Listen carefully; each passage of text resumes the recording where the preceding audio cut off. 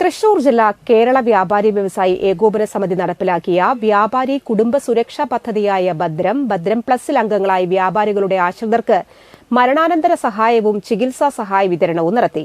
Kodakara merchant അസോസിയേഷന്റെ നേതൃത്വത്തിൽ വ്യാപാര ഭവനിൽ നടത്തിയ ചികിത്സാ സഹായ വിതരണം MLA സനീഷ് കുമാർ ജോസഫ് ഉദ്ഘാടനം ചെയ്തു. യൂണിറ്റ് പ്രസിഡന്റ് ഷാജി കാളിയങ്കര അധ്യക്ഷനായി. കേരള വ്യാപാരി വ്യവസായി ഏകോപന സമിതി ജില്ലാ ട്രഷറർ ജോയ് മൂത്തേടൻ, ചാലക്കുടി നിയോജക മണ്ഡലം ചെയർമാൻ PV ഫ്രാൻസിസ് എന്നിവർ സംസാരിച്ചു.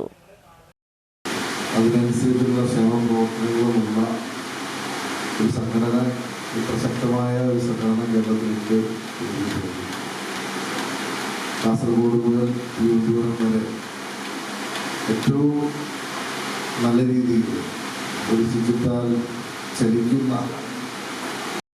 സ്വാതന്ത്ര്യമാണ് നമ്മൾ ഇവിടെ കൊടുക്കുന്നത്.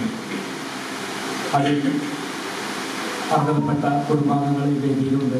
അവർക്ക് കൊടകര വ്യാപാരി വ്യവസായ ഏകോപന സമിതിയുടെ സ്നേഹവും അറിയിക്കുകയാണ്.